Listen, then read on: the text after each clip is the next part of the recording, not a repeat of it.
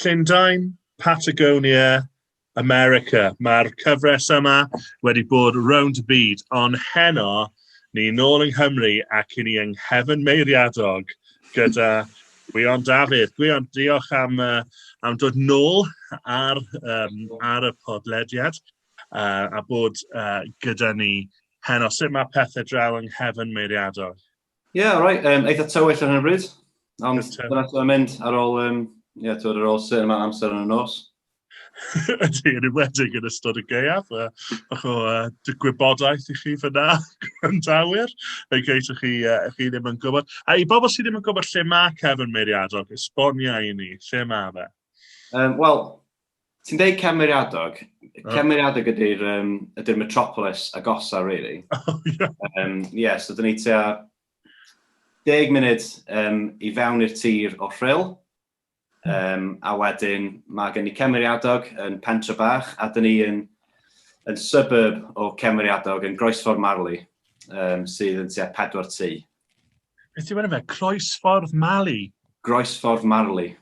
Oh, Marley. So Marley yw'r ffarm a dyn ni ar y Groesffordd. Oh, nice. Lle hyfryd. Ti'n modd, mae'n pobl yn gwneud ffys am y gogledd o'r llewn, ond it's all about y gogledd ddwyrain yn bar fi, sori Anna. Mae'n lot neis achos mae llai o bobl yn dod yma, so... A ni ddim moyn pobl yn dod i lle ni'n byw, let's be honest. Ti'n gwybod, ni ddim moyn 5 person yn Groesffordd Marley, ydyn ni? Ni just moyn nhw gadael ni fod. Wel, Gwion Dafydd, archeolegwr fel fi'n galw ti. A felly, oherwydd y ti ar y podlediad heno, oedd rhaid i ni trafod rhywbeth hanesyddol. Ac felly, ni'n mynd i adio rhywbeth arall i'r list o pethau does gan Aron Trahan ddim diddordeb ynddo. Pob wythnos, dwi'n ei llwyddo i ffindio rhywbeth does gan Aron ddim diddordeb ynddo. Ond mae gyda fi cwestiwn yn dod lan mewn munud. So, ni'n edrych ymlaen i hwnna. Aron. So, cwestiwn gyntaf yw, beth yw lle mae eich hoff man hanesyddol? Dwi ddim wedi rhoi yng Nghymru, falle bod ddim yng Nghymru, fi ddim yn gwybod, ond yn ymhen oedd yn mynd i fod yng Nghymru, ond gen i weld fy styfir. Aron, lle mae dy hoff fan hanesyddol di? Wel, chymod be? Fi rhaid fi fynd i nôl rhywbeth i ddangos chi. Dwi ddim yn gwybod os dwi wedi rannu hwn gyda ti, Derek. Ond dwi dros yr misoedd diwetha wedi dod yn aelod gyda Cadw. Wow. Cadw, hoff fudiad pob capel yng Nghymru, wrth gwrs. Cwyr. Fyna. So dwi'n edrych ymlaen i fynd i explorio, gweld beth sydd gyda nhw ar ei, yn ei gofal nhw. Ond hoff le hanesyddol fi, rhaid fi wedi, dim ond unwaith fi wedi bod na erioed. A Ilston yw'r lle hwnnw. Eglwys Bydyddwyr cyntaf yng Nghymru. A fel nes i dyweddio. So, gai couple of brownie points am yr ateb yma gan Alan. Mae'n amazing. Stori anhygoel. Capel Bydyddwyr cyntaf yng Nghymru, 1646, fi'n mwyn dweud? 1648. Ac wrth gwrs, adeg Cromwell yn plannu'r eglwys yma, mae'n tyfu. Pobl yn dod o draws De Cymru gyd i Ilston ar y gwyr. Ac a wedyn pan mae'r brenin newydd yn dod mewn, mae'n erlyd nhw gymaint, mae'r eglwys cyfan yn symud i Massachusetts yn America, a sefydlu Swansea, Massachusetts. So mae'n lle amazing. Mae'n mrawd wedi bod i'r eglwys i dal ar agor draw. Just i fas i Boston. By the way, dwi'n mynd i bod yn rhoi darlith ar pob man hanesyddol sydd yn cael ei mentiono heno. Dwi'n credu newn ni ddod i Aron olaf. Chi'n meddwl falle hwnna dwi'n beth gorau i wneud. Gwion, hoff le. Ti'n gallu cael mwyn ag un os ti eisiau, ond hoff fan hanesyddol? Wel, dwi wastad yn stryglo fel yn gwestiynau fel yma, so it's just fel yn y lle dwythaf i fynd iddo. So digwydd bod, actually, wedi wneud i'n eitha agos o top y list. Sef Castell Rhyddlan, ond ddim y castell ydych chi'n meddwl. So, Sut Hill, mae yna castell Montabailey, tu cefn i'r castell masif yn Rhyddlan. Ond jyst andros o ddiddorol, achos mae'n castell hun, mae o fatha wedi cael ei wneud ar seiliau, actually, mae'n dweud, mae wedi cael ei wneud ar seiliau Palas Griffith ap Llywelyn, oedd yn frenin ar Gymru. So, nath y Normaniad dod i fewn, ag adeiladu'r castell masif yma ar ben Palas Griffith ap Llywelyn. A wedyn oedd yna frwydr Rhyddlan. Oedd nhw'n mynd dyfeisgyr iawn o fe enwau frwydrau. Ac yr hanes ydy bod Robert y Rhyddlan oedd yn byw yn y castell. Robert y Rhyddlan. Ie, oedd wedi dianc. Oedd yn offi alliteration pryd yna hefyd. Oedd wedi dianc o'r frwydr a'r cwrygl lawr yr afon. Oh, nice. Nice. Dwi ddim gen i beth i ychwanegu i'r danydd, ond nes i unwaith cael yr onion rings gorau fi erioed i cael yn Rhyddlan. Oh, really? So, yeah, yn kebab? Mewn tafarn, ie. Tafarn? Mewn tafarn, ie. Oedd e'n neud lan am, oedd yr onion ring mor dda, oedd e'n neud lan am statid Rhyddlan, 1284. I fod yn honest. Gobeithio bod cwpl o bobl wedi mwynhau y joc yna. Ni dod i Aron olaf. Nes i struggle gyda'r cwestiwn yma. Mae'n cwestiwn fi yw. Fi'n meddwl, hoff le hanesyddol fi yw lle o'r enw Dyn Lligwy ar Ynys Môn. Dych chi wedi bod fyna? Erioed? Ie, mae Gwion yn nodio. Achos mae gyda fe fel gymaint going for it. Ti'n meddwl fel, mae ti'n bach yn niche yn y sens, mae Ynys Môn gyda'i rei fel popular does. A wedyn mae'r Dyn Lligwy yma, mae'n heiddi bod yn fwy adnabyddus. So, chi'n cedda trwy'r cae yma, a mae'n fel hen eglwys y Pererinion, jyst ar ochr y cae, a ti'n weld o hwnna. A when ti'n cerdded, jyst lan trwy y coed yma, a mae'n agor mas ar fel just pentref wedi wneud allan o gerrig sy'n 2000 o flynyddoedd oed. Ac mae'n really fel, mae just a moment yna lle ti'n dod trwy y coed iddo fe. Mae'n absolutely stunning, a mae popeth yn really fel defined, a ti'n gweld. A wedyn, ti'n cerdded lan y ffordd ti'n bach, a mae yna hen gromlech, sort of 5,000 o flynyddoedd oed. A ti'n meddwl, ddim yn gwybod os ydych chi'n interested mewn pethau hyn, ond dwi wastad yn amazed. Ti'n meddwl am y pobl oedd yn byw yn y pentre yma. Oedd y cromlech yn 3,000 o flynyddoedd oed iddyn nhw. Ti'n meddwl, ni jyst yn meddwl am hanes fel hanes. Ond y syniad yma bod nhw'n gweld hwnna fel rhywbeth really hyn. Yr unig beth sy'n gadael lawr yw mae rhywun wedi rhoi ffens rownd y cromlech, a mae hwnna'n tynnu ffwrdd o'r lluniau wedyn. Ond oedd cwpl o lefydd eraill, Carreg Samson sy'r benfro, Maen Ceti ar y gwyr o'n nhw'n mynd i wneud mewn hefyd. Ond nawr, dyma ni'n dod i'r dyn sydd yn cyfadde mae ei hoff amgueddfa fe yn y byd yw'r ffilm Night at the Museum. Yr amgueddfa yn y ffilm, dim y ffilm. Beth yw dy hoff fan hanesyddol di, Adam? Wel, cyn fi ateb y cwestiwn, mae rai gofyn y cwestiwn, be sy'n cyfri fel man hanesyddol? Cwestiwn mawr. Cwestiwn mawr, nag yw e. So, na rai dau ateb fel, os nag yw un yn dderbyniol. So, byddwn ni'n gweud castell y bere os rhaid fyna nes i ddyweddio hefyd, digwydd bod a hoff castell elain yw e, a mae'n castell lyflu. Ble mae castell y bere? Dwi ddim yn gwybod amdano fe. Llan fi hangel y pennant. Castell Cadw neu... Llan fi hangel y pennant? Ie, yn Tywyn. Oedd Mary Jones yn byw? Ie, ti, bwys yna. Yn hwnna ti'n gorfod, i fynd i fewn i gael tocyn, ti'n gorfod mynd at y person sy'n byw yna, a nhw sy'n gwerthu tocyn i ti? No, ti'n mynd mewn. No, dyna ti fod neu Gwion, ond Mr Romantic fan hyn, wedi anghofio am hwnna, do. Falle nes i. Falle bod ni fod talu o dyn ni oed wedi. Ond mewn gwirionedd, os byddwn ni'n mynd am fy hoff le i fynd o ran golygfa ac o ran gwerthfawrogi, Cymru a'r landscape, byddwn ni'n gweud tip Carmel yn Gogledd Cymru. So, rubbish tip. What?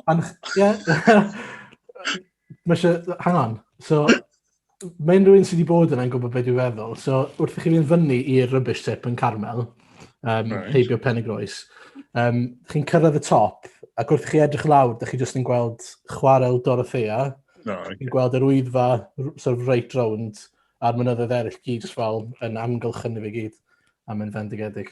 Mae'n swnio. Oedd gennym ni lluniau gwahanol yn ein pen o sort of urban dumps. Os ti'n edrych allan ochr arall, ti'n gweld y dump, ond mae'n eitha impresif. Mae'n reit ar y top. Fi'n lyfio, fi really eisiau gwybod y pwyllgor nath penderfynu fyna yn ei roi dump. Just rwnio ardal o harddwch a roi...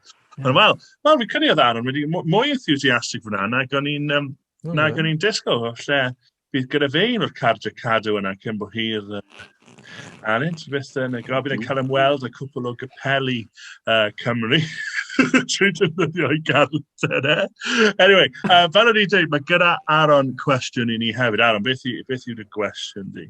So y gwestiwn yw, beth yw eich hoff emyn ond post-1990? So mae'n gorfod bod ar ôl 1990. Nes i ddim darllen y bit yna. Sorry, mae'n rhaid i Google yn sydyn os ydy ar ôl 1990. Ie, dyn ni'n arall i sylwi y bit yna. Ar ôl 1990. Nes i weld post-90, a wendran os oedd yn golygu 90 AD. 90 AD? O'n i ddim ti'n gweld e o gwbl. Dwi'n ateb fi ddim yn dilys mwyach. Ond anyway, ewn ni ar ôl e. Ewn ni ar ôl e ta beth. Wel, tra bod Gwion yn check it out, felly ti dechrau ni off, fi'n credu, achos mae'n dyddiad. Wel, ateb greiddiol fi oedd bydd ymwelediad sydd yn amlwg cyn 1990. Ond dwi'n meddwl hoff emyn modern fi yw All My Ways Are Known To You gan CityAlight. Mae'n clas, a mae'n kind of mae'n adleisio lot o syniadau sydd yn Salm 139, a dwi'n dwlu ar y Salm yna, so CityAlight, All My Ways Are Known To You. Great, ond mae'n ateb yna'n ffitio'r dyddiad. Gwion, beth yw'r verdict? Wyt ti wedi llwyddo i ffindio un? Yn wahanol i Alan, dwi ddim yn cheatio. Dwi yn 1995. Da iawn, da iawn. Just mewn, Yr emyn ydi, mor fawr yw cariad Duw y Tad. Dwi jyst yn, mae jyst mor llawn o ddarluniau gwahanol, ac mae rwsut yn llawn o ddarluniau a diwynydd, ond hefyd mae jyst yn deud stori, a mae jyst yn lyflu. Absolutely lyflu. Mae'n dda. Aaron, beth amdano ti? Wel, o'n i rhwng mor fawr yw cariad Duw y Tad, a emyn arall bendigedig, gerbron yr orsedd harth i fri. Mae'n sy'n eirio dros o fi. A dwi wastad yn The Throne of God Above? Nag yw hwnna yn fel emyn 200 mlwydd oed? Na, mae'n newydd. 2000 a thair yn ôl Google. Dwi'n siŵr bod menyw wedi sgwennu hwnna 200 mlynedd yn ôl. Fi'n mynd i Google, byddai nhw. Cer di Google, ond fi'n neud siŵr dwi ddim. Os fi'n wrong, fi'n hapus i fod yn wrong, ond mae gen i backup, jyst rhaid bod rhywun yn, o'n i'n geso falle bydd rhywun yn cwyno. Beth o fi'n siŵr dweud Aaron, yw y ddau ti wedi dewis fyna, fi wastad yn confuse o'r ddau yna, a meddwl mae un yw'r llall, dwi'n yn gwybod pam. Probably achos dwi'n gennau'n asgwrn cerddorol yn fi, so dwi'n ddim yn gallu fel gweld bod y tiwn gwahanol. A'n neud yn ôl mewn ysgol chi'n dda? Mae wedi ffindio rhyw fath o wybodaeth fan hyn. Charity Lees Smith, later Charity Lees Bancroft, oedd yn byw rhwng 1841 a 1923 nath ysgrifennu'r geiriau i Before the Throne of God Above. A dwi'n gwybod hynna achos dyna bydd y ateb fi wedi bod tasa fe ddim cyn 1990. Fi'n shocked am chi'n siŵr am hwnna. Mae gen i backup, sef ar hyn o bryd anyway, The Ancient of Days gan CityAlight. Mae'n ardderchog, os chi ddim wedi gwrando arno fe, mae'n ardderchog. Wel, mae ateb fi ddim yn cyfri mwy. Wel, fi'n mynd i wneud y cyfri mewn munud. Ond dwi wedi bod yn gwneud gwasanaethau ysgol dros fideo yn ystod yr lockdown. Dwi'n anfon nhw mewn a dwi'n over-editio nhw gyda fel lluniau a stuff. A wedyn dwi'n anfon nhw, a dwi wedi bod yn gwneud ffigurau mewn hanes Cymru, hwnna yw'r cyfres ar hyn o bryd. A dau o'r ffigurau hanner tymor diwetha, un oedd William Williams Pant y Celyn, ac un oedd Anne Griffiths. Ac si Benny lan yn trio rannu un o emynau William Williams gyda nhw, wedyn rannu un o emynau Anne Griffiths gyda nhw. A ti'n be, o'n dechrau cymharu'r ddau. Pan oedd e'n dod i esbonio un o emynau William Williams Pant Celyn, maen nhw just gymaint haws i ddeall. Mae emynau Anne Griffiths. Oedd e fel, o'n i'n neud Iesu, rwy ti'n ddigon. Dim really angen cyfieithu yna fe. Wedyn o'n i'n neud welen sefyll rhwng y myrtwydd. O'n i'n smal, i fod yn honest, guys, dwi ddim gyda clw be mae yn siarad amdano i fod yn honest. Ond un fi oedd mynd i fod Iesu, rwy ti'n ddigon, achos dwi wrth y modd gyda'r emyn yna. Nawr, wrth gwrs, mae hwnna'n hen emyn, ond dwi'n licio canu'r fersiwn newydd, lle dwi'n newid y gair India i'r byd, ac dwi wedi wneud hynny ers y 90au. So, dwi ddim yn gwybod os mae hwnna'n wneud yn sort of upgraded version. Ond, achos y problem arall oedd gyda fi oedd ar un ti'n cyflwyno fi hwn, fersiwn, beth yw enw lead singer thrice? Beth yw enw fe? Dustin... Ie, mae'n edrych fel Alan Trahan. Gyda tattoos. Ie, yn edrych fel Alan Trahan gyda tattoos. Ie. Felly chi edrych picture o hwnna. Be, sorry, Gwion? Alan Trahan efo llai o tattoos. Ond mae wedi gwneud fersiwn o Rock of Ages, a fi wrth y modd gyda fe. A bod hwnna'n hefyd yn hen emyn, mae wedi rhoi kit cannon. Mae'r kit cannon just yn fantastic. Check eich mas. Nawr ni roi y link yn y thing o danodd. Iawn, wel, diolch i chi am y trafodaeth yna, am eich hoff fan hanesyddol, a eich hoff so'n gwybod os mae unrhyw un wedi dysgu unrhyw beth, ond yn teimlo'n eitha addysgiadol, doedd heno. Ie, oedd yn. Teimlo'n fel bod ni wedi actually cyfrannu at bywyd y pobl. Bydd rei pobl yn disappointed, bydd rei pobl yn bles bod ni ddim just wedi siarad rwtch am chwarter awr. Ond dyma ni, mae Gwion gyda ni, wedi cael ymlaen yn y damhegion. Mae Gwion wedi dewis dameg i ni, dwi ddim yn mynd i roi hwnna i ffwrdd. Dwi'n mynd i ofyn iddo fe, dweud pa mae wedi dewis, darllen y mas, a wedyn rhoi chydig o gyflwyniad i'r dameg i ni. Di hwnna'n iawn, Gwion? Yndi, ie, fine. Dwi beth yn gwybod be i alw'r dameg yma. Mae'n wastad fatha, mae'n teimlo fel, I've got all the right words, but they're not in the right order. Yn Beibl.net, mae stori'r tenantiaid. Mae'n llefydd stori'r tenantiaid drwg, neu stori'r tenantiaid anifydd. Dwi beth gwybod be di enw o, really. Be di enw official y dameg. Beth yw en Beibl.net? Oh, just stori'r tenantiaid. Stori'r tenantiaid, yeah. So, really brief, ond anyway, dyna ni. So mae yn Matthew 21, 3 i 46. Mae hefyd yn Luke 19 ac yn Mark 12. So mae as far as the Megan goes, mae'n cyfro'r bases i gyd. Yeah. Na ddarllen y dameg allan. So, just yn mwy chydig bach o context, so mae Iesu yn yr deml ar hyn o bryd, ac mae o wedi cael raw efo yr Phariseiad, a wedyn mae'n deud 3 dameg i, wel, fatha fersiwn Iddewig ganrif gyntaf o fatha put down i'r Phariseiad. So mae'n deud y dameg yma. Gwrandwch ar stori arall. Roedd rhyw ddyn a thir ganddo wedi plannu Gwinllan. Cododd ffens o'i chwmpas, cloddio lle i wasgu'r sydd o'r grawnwyn ac adeiladu'r tŵr i'w gwylio. Yna gosododd y winllan ar rent i ryw ffermwyr cyn mynd i ffwrdd ar daith bell. Pan oedd hi'n amser casglu'r grawnwyn, anfonodd weision at y tenantiad i nôl ei siar o'r ffrwyth. Ond dyma'r tenantiad yn gafel yn y gweision ac yn ymosod ar un, lladd un arall, a llybyddio un arall gyda cherrig. Felly, dyma'r dyn yn anfon gweision eraill, mwy ohonyn nhw y tro yma. Ond, dyma'r tenantiad yn gwneud yr un peth i'r rheini. Yn y diwedd, dyma'r dyn yn anfon ei fab atyn nhw. Bydden nhw'n parchu fy mab i, meddai. Ond, pan welodd y tenantiad y mab, dyma nhw'n dweud wrth ei gilydd, hwn sy'n mynd i etifeddu'r winllan.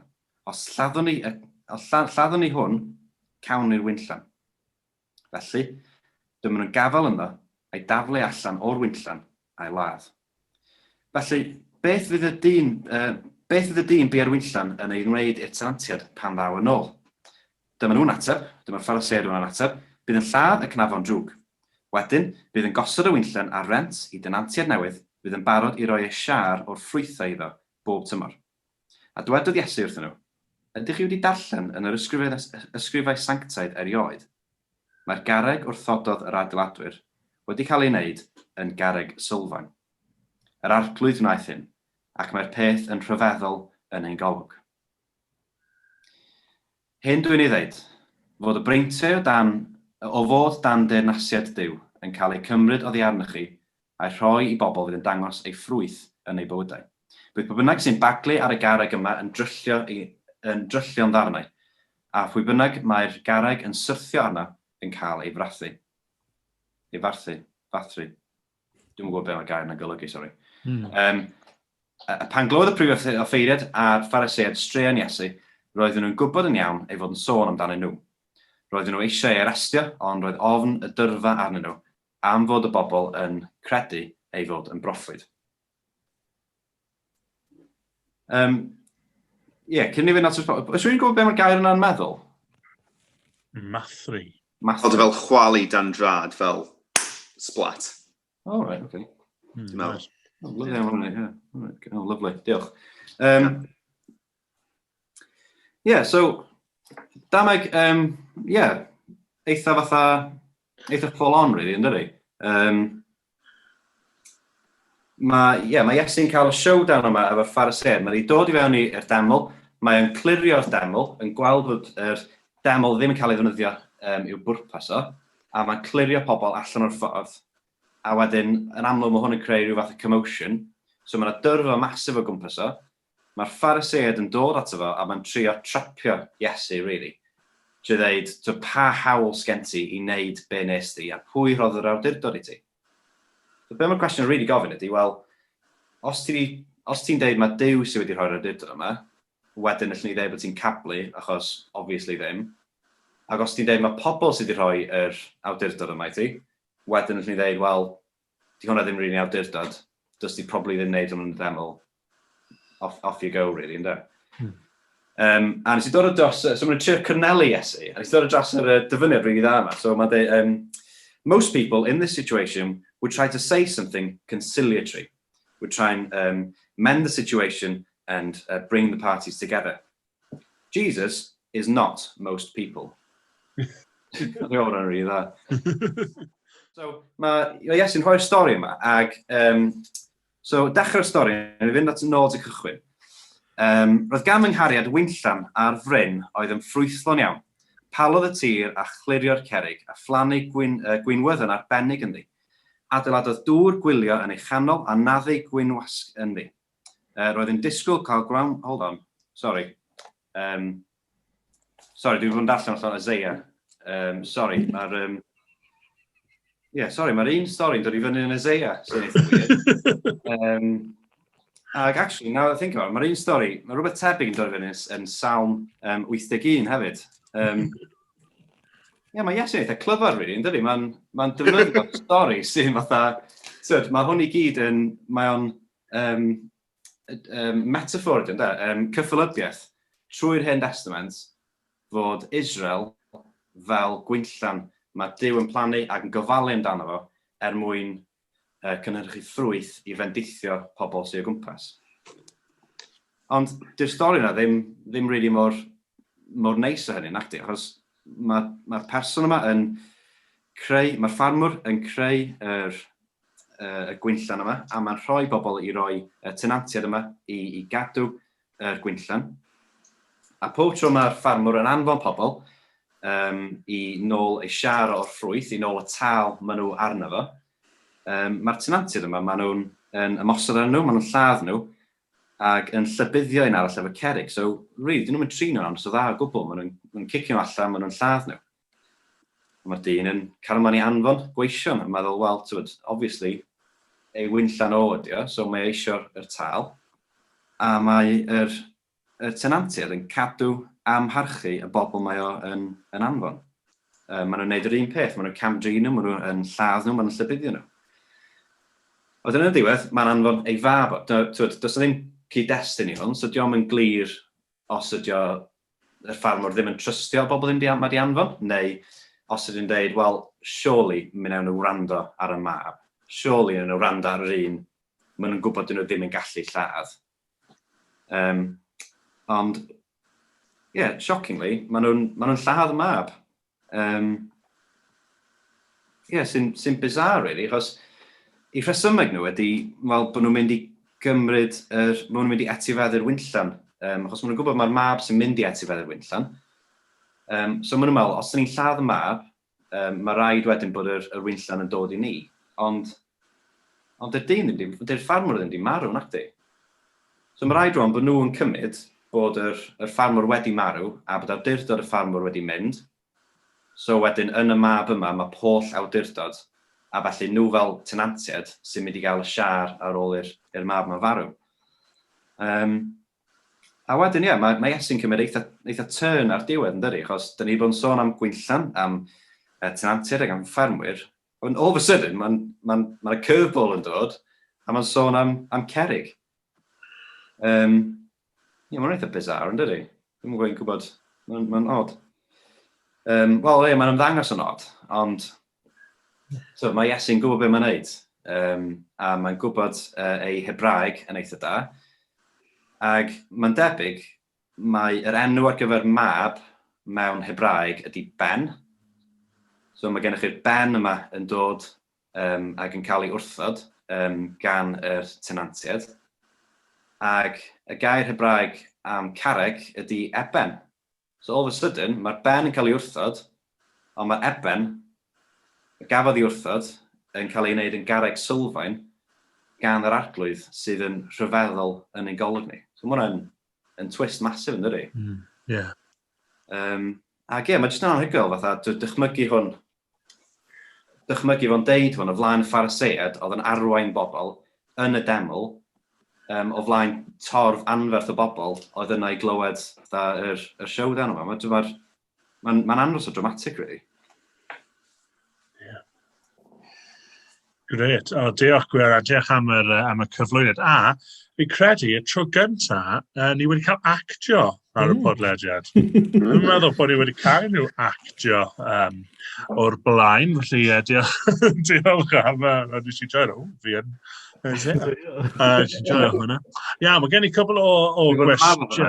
2 awr. Wel, oedd sglein ar y perfformiad. Diolch am hwnna. Mae gyda ni cwestiynau, mae 3 cwestiwn gyda ni, a'r un cyntaf yw, syml iawn, beth sydd gan y ddameg yma i wneud â ni? Cymod, sut mae hwn yn siarad mewn i'n bywydau ni? Pwy sy'n ffansi dechrau ni off? Aaron, gyti dechrau ni off, heno? Wel, mae siwr mae peth mwyaf amlwg ydy bod e'n sôn fod y winllan yma yn cael ei roi i ofal tenantiaid eraill, ynddo fe, so bod gofal y winllan neu bod yr eglwys mewn ffordd yn dod nid jyst yn rhywbeth sydd yn exclusif i'r Iddewon, ond yn rhywbeth sydd ar gyfer y byd i gyd. A mae siwr bod dyna lle dyn ni'n dod i mewn, bod ni'n rhan o y winllan yna, bod ni'n cael ein gwneud yn y pen draw trwy'r garreg sylfaen, mae'r arglwydd Iesu yn rhan o'r winllan yma, a bod e'n golygu bod ni'n cael troi o fod yn chwyn i fod yn hardd hefyd gerbron yr arglwydd. Mae gwahoddiad yna i ni, mae drws agored i ni i ddod hefyd os na gyda ni wedi dod eto. Gred. Alan, beth amdano ti? Sut ti'n ateb y cwestiwn yma? Mae'n ddiddorol, achos fi'n meddwl mae Gwion di amlygu faint o stwff gwahanol sydd yn digwydd yn hwn. There's a lot going on, so dwi'n meddwl gallwn ni fel ystyried lot o themau gwahanol, gallwn ni ystyried thema stewardship, stewardio be mae Duw wedi roi. Ni'n gweld y Phariseiaid trwy ei geiriau nhw yn condemnio hunain, So mae'n Iesu'n llwyddo, wel, mae'n tricio nhw i condemnio hunain gyda geiriau. Ond fel mae Aaron di gweud, ti'n meddwl, y take-away i ni yw pwy yw'r garreg sylfaen yma. Dyn ni yn gomer di bod yn neud yn ein astudiaeth o'r nos iau. Dyn ni bod yn gweithio trwy llythyr cyntaf Pedr. A mae clywed Gwion yn siarad trwy hwn yn kind of neud fi feddwl fel dychmygu Pedr yn y cornel yn watcho'r showdown yma a bod y geiriau yma jyst yn fel syncio mewn i Pedr a wedyn dyn ni'n darllen yn ei llythyr cyntaf Pedr yn defnyddio'r union ysgrythyr yma am y garreg sylfaen mae Iesu'n defnyddio wrth siarad am y Phariseiad. A beth mae Pedr yn neud yw dweud wrth yr eglwysi yn Twrci yn Asia, chi yw'r offeiriadaeth nawr. Dych chi yn offeiriadaeth frenhinol, yn bobl sanctaidd. So ni'n gweld fel y trosglwyddo yma yn hunaniaeth pobl Duw. Dwi'n meddwl yn amazing fel gwneud y link yna. Nawr dwi'n gweld So, yeah. A chymod, reit trwy'r Beibl, beth sy'n cael ei amlygu yw mae yna dau fath o berson o fewn be ni'n galw pobl Duw. A mae hwnna'n wir yn yr Hen Testament, mae'n wir yn yr Efengylau, a mae'n wir yn wedi yn llythyrau Paul hefyd, pan mae'n sôn am gau broffwydi ac yn y blaen. Reit trwy'r Hen Testament, meddwl am y Testament newydd, mae Iesu'n amlygu o hyd. O fewn beth byddai'n cael ei cydnabod fel pobl Duw, mae yna wastad dau carfan. Rheina sy'n meddwl bod nhw'n rhan o pobl Duw a'r gwir Israel, sef gwir pobl Duw. A mae Iesu reit trwy'r Efengylau yn dangos hyn yn glir, a mae'n gwneud hwnna'n berffaith yn y dameg yma. Meddwl amdano fe, mae o hyd yn cwestiynu ac yn herio'r Phariseiad. Ydych chi really yn rhan o bobl Duw? Tra'n dweud, drychwch ar y casglwyr trethu yma, maen nhw'n iawn gyda Duw. Neu ti'n meddwl am Simeon ac Anna. Mae Gwion wedi dweud, mae newydd cael massive falling out gyda rheina yn y deml, ond reit ar dechrau'r Efengylau, ni'n cael Simeon ac Anna, ond nhw'n rhan o bobl Duw o fewn beth oedd yn cael ei ystyried yn pobl Duw. A fi'n credu dyna mae'r dameg yma'n siarad amdano, really, yn diwe. Mae'n dweud, pobl Duw dros y canrifoedd. O chi'n meddwl bod chi'n pobl Duw, ond wnaethoch chi gwrthod fy proffwydi. Wnaethoch chi lladd y proffwydi, wnaethoch chi llabyddio'r proffwydi. Chi'n mynd i lladd a llabyddio'r apostolion hefyd. A mae'n dweud, a chi'n mynd i lladd fi, mab Duw. A beth sy'n diddorol yw, dyw e ddim yn dweud wrthyn nhw, chi'n mynd i lladd mab Duw ar gamgymeriad. Chi'n mynd i wybod mae mab Duw ydw i, a chi dal mynd i'n lladd i. Dyma'r mab yn dod. Mae'n mab yn dod. Beth am mynd i ladd e? A ni'n gweld hwnna adeg y croes hoeliad. Mae'n dweud, wel, newn ni, hyd yn oed os mae fe'n mab Duw, mae eisiau ni cael gwared yna fe, achos dwi ddim yn ffitio ein stori ni, dwi ddim yn ffitio ein bydolwg ni. Sorry, dwi wedi mynd reit off nawr. Ond dyna sy'n cael ei ddweud, a felly ni'n dod reit nôl i beth mae Alun ac Aaron yn dweud, dwi'n ystyried yn hun yn rhan o bobl Duw. Ydw i'n rhan o bobl Duw? Mae'n her fyna, oes? Mae'n her. Ydw i'n un o'r gwir Israel sydd o fewn byd yn gweld fel pobl. Nawr, Gwion, ni yn dod nôl at y ti, sori, achos cwestiwn ti oedd hwnna, so ti'n cael, pa bynnag ti'n gofyn y cwestiwn, sy'n cael mynd olaf ac crynhoi. O, diolch. I suppose yn mewn dan efo, ni'n dod o chyri bach o gyfeirio gwahanol. O ran, dwi'n meddwl fel oedd Alan dweud, mae'n just gymaint o ongle, gymaint o bethau ti'n gallu mewn dan efo. Oedd y wir i taro fi'n darllen trwyddo fo ydy,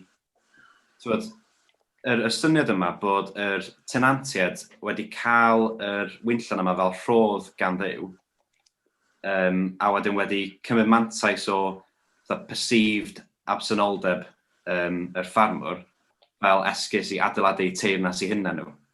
I suppose ni'n gweld hwnna mwy fatha, i ni fel Cristnogion ydy, dyn ni wedi cael gras fel rhodd, a just yr temptation yma i ddechrau adeiladu'n teyrnas yn hynna'n, ac cael Duw allan ohono fo, dweud, wel, diolch am maddau pechodau ag sort of fi allan, ond I've got it from here, math o beth. Ag just sort of,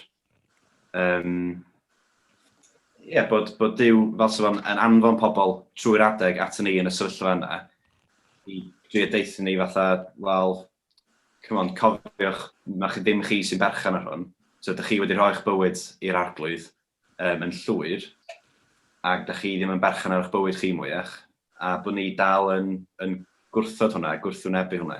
Hyd yn oed pan 'dan ni yn Gristnogion, mae yna dal y frwydr yna tu fewn ni, o feddwl bod gennym ni hawl dros yn bywyd ni, a feddwl bod gennym ni, bod ni'n gwybod o'n ffeithiol alla, bod gennym ni rhyw fath o rôl i chwarae yn y iechadwriaeth, a rôl i chwarae yn Duw yn rhoi gras i ni. Gret. So ni wedi dadbacio'r damau ti'n bach. Actually, mae hwnna'n rhywbeth ni wedi bod yn meddwl trafod ar y podlediad. Ydy yn iawn i weld mwy nag un gwers mewn un dameg. Achos ti'n meddwl, dwi'n credu bod hwnna'n trafodaeth. O'n i fod gofyn y cwestiwn yn unwaith, a nes i'n hofio. Ond dwi'n credu wedi dod lan fyna gyda'r, ti'n meddwl, fel mae'n a fel mae Gwion yn gymaint yno fe.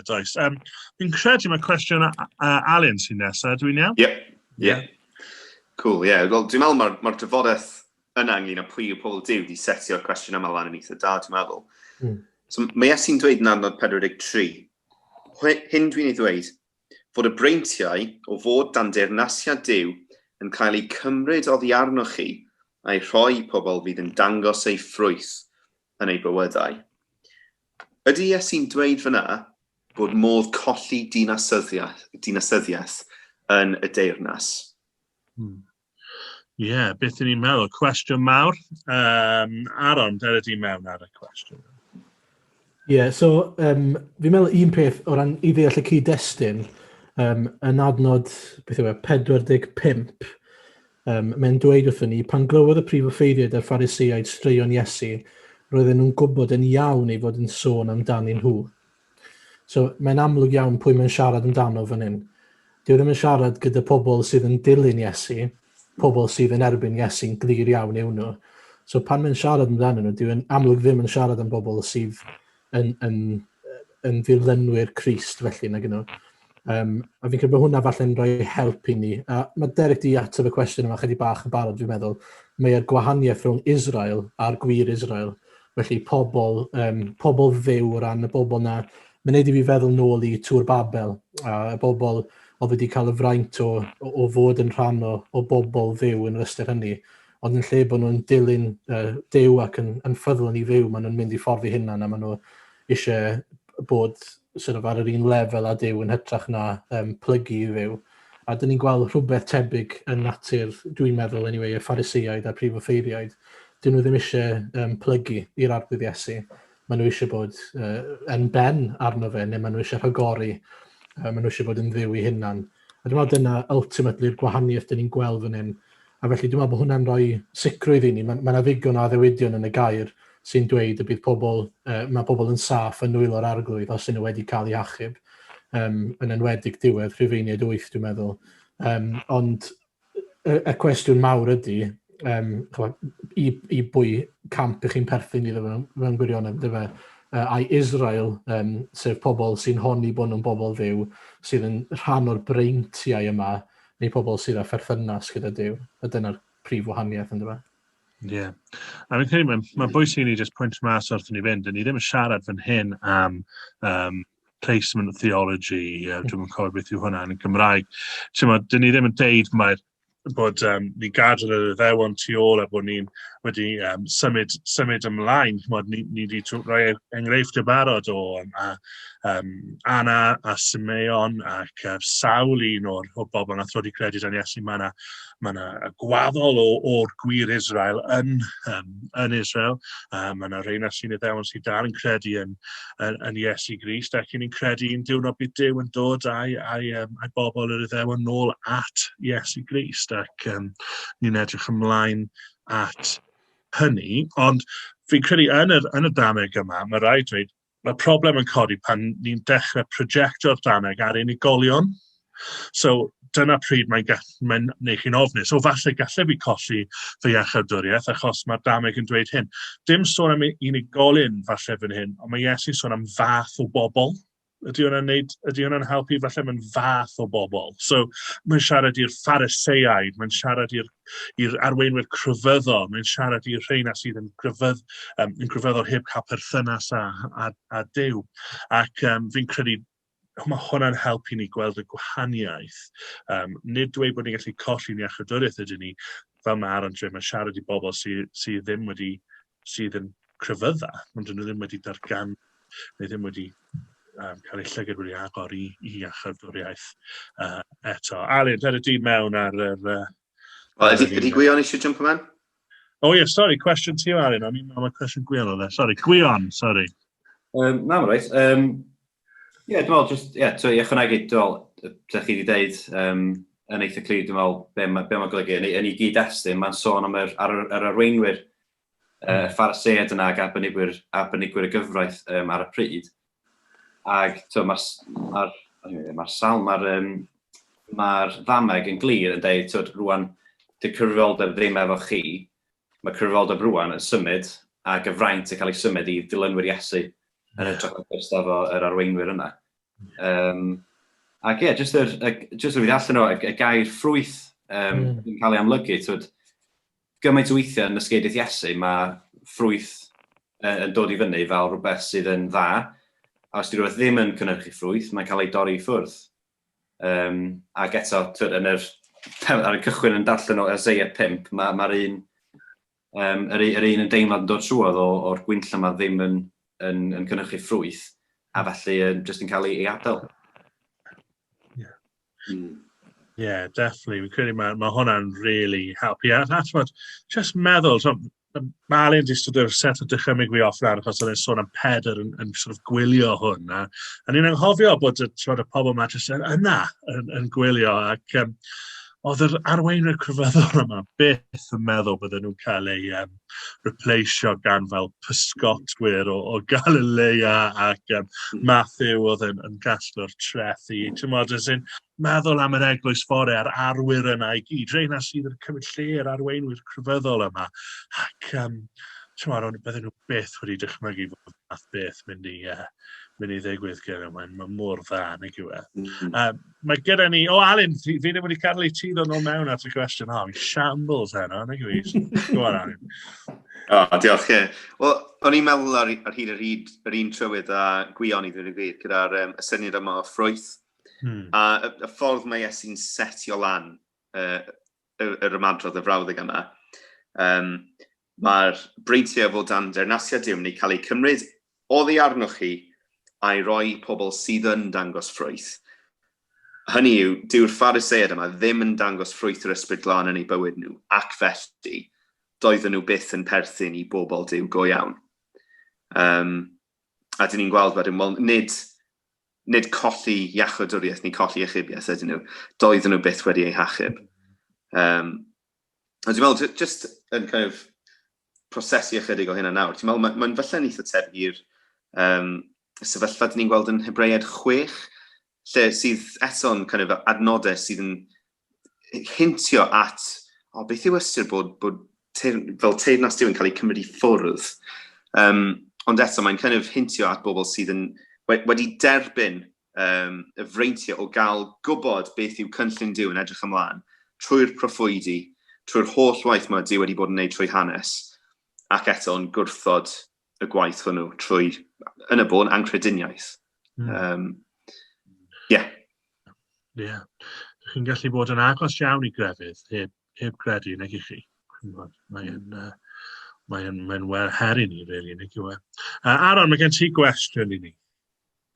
Yn meddwl eto am adnod 43 a syniad yma o bod yr arglwydd yn deud bydd e'n tynnu pobl sydd gyda breintiau fod y dan deyrnasiad Duw yn cael ei cymryd i ffwrdd o fi arnyn nhw ac yn cael ei roi i bobl eraill. Ydy hynny yn digwydd heddiw? Ydy y math yna o beth yn gallu digwydd lle mae yna bobl sydd falle'n byw mewn sefyllfa tebyg i'r Iddewon, lle maen nhw dan fendith Duw, dan deyrnasiad Duw, yn cael bod, fel ni wedi gweud, yn crefydda mor agos Ac eto, bod Dyw yn dweud, wel, actually, chi mor bell i ffwrdd, fi'n mynd i gymryd ei ffwrdd ohon chi. Iawn, Gwion, ti'n mwyn dechrau ni off gyda'r cwestiwn yma? Ie, mae'n gwestiwn ond os o dda, Aaron. O, diolch. Da iawn, Alan. Llongyfarchiadau. Nes ti Google o, neu... Sorry, na, mae'n... Sorry. Dwi'n yn golygu yna. Ie, mae'n gwestiwn ond os o dda. Ie, mae'n anodd yn dweud, chos...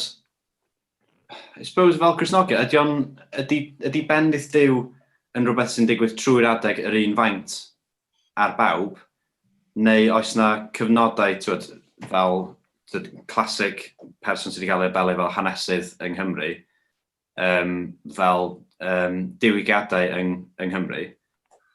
Ydy bendith Duw yn cael ei dollti ar un ardal, un amser penodol, a wedyn yn cael ei gymryd i ffwrdd, os bod wedi cyflwynhau bwrpas, neu ydy'n cael ei symud oherwydd bod pobl ddim bellach yn camu efo'r arglwydd yr un ffordd. Ydy anafudd o pobl sydd yn achosi i Dduw beidio dangos i agoniant o yn yr achos yna, neu I suppose dwi'n gofyn mwy o gwestiwn yn ag ateb y gwestiwn. A fi'n credu ti'n iawn, fi'n credu bod y cwestiwn yn hawlio sawl cwestiwn, nag yw e, really. Alan, dyna ti mewn ar hwnna? Ie, mae'n interesting, nag yw e. Mae'n jyst yn meddwl am ryw reswm dwi'n sylwi wedi hoio ar y Beibl ei hun. A'n meddwl amdano ni fel gwlad, faint o bobl sydd yn berchen ar Beibl, faint o feiblau sydd mewn tai, fel miloedd, cannoedd o filoedd, dwi'n siŵr. Pobl sydd wedi derbyn y fendith o cael mynediad at gair Duw fel na, ac eto sydd mor bell. Ni yng Nghymru sydd oedd unwaith gyda'r literacy rate gorau yn y byd oherwydd dealltwriaeth pobl o'r Beibl ar ysgol Sul. A sut mae'r crefyddau wedi camu mewn, a nawr dyn ni'n gweld gymaint o farwolaeth ysbrydol. Mae'n gwestiwn really agored, ond oherwydd hynna mae'n sbardino gymaint o feddwl ar hyd gymaint o drywyddau gwahanol hefyd, nag yw e?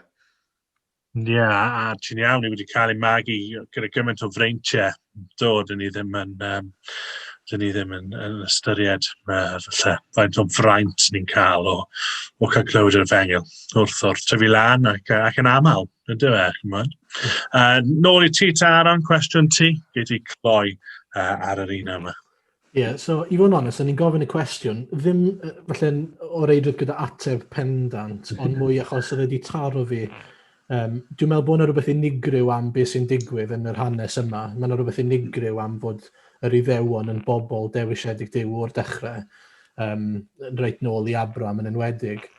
Ond wedyn, hynny, mae yna elfennau, fi'n meddwl, o beth ni'n gweld yn y stori yma sydd yn sicr yn wir am Gymru. A beth oedd yn neud i fi oedd, yn hytrach na falle bod fi'n rhoi rhyw ateb penodol yn dweud, wel, na, dyw e ddim rili'n digwydd yn yr un ffordd, ond dwi'n meddwl beth mae yn neud yw herio ni i feddwl, wel, edrychwch ar y stwff mae Duw wedi rhoi, edrychwch ar y bendithion mae Cymru wedi profi, a be ni'n mynd i wneud gyda nhw, be ni'n mynd i wneud am y peth, ydy ni'n wneud unrhyw wahaniaeth i ni. Hynny yw, fi'n cymryd mae'r bwriad o Iesu'n dweud hyn oedd i amlygu'r Phariseiaid a'r prif offeiriaid, pa fath o bobl ydyn nhw a beth yw goblygiadau nhw. A fi'n credu bod yna falle her i ni fyna hefyd, sef, mae Cymru wedi elwa o gymaint o stwff, ond falle bod pobl ddim yn ymwybodol o hynny, falle bod pobl ddim yn gweld a falle bod yna gyfrifoldeb arno ni i amlygu hynny fwy iddyn nhw. Gymaint mae Duw wedi bendithio Cymru, a gymaint ni'n gweddio y bydd yn bendithio ni eto. A byddwn ni'n gweld tywalliad yn yr un ffordd eto, falle. Ie.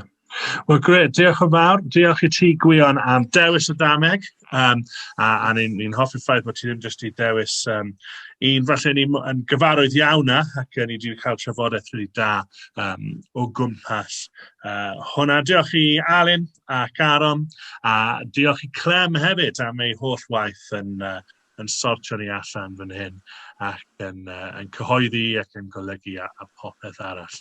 Diolch yn fawr pawb, a newn ni weld chi wythnos nesaf.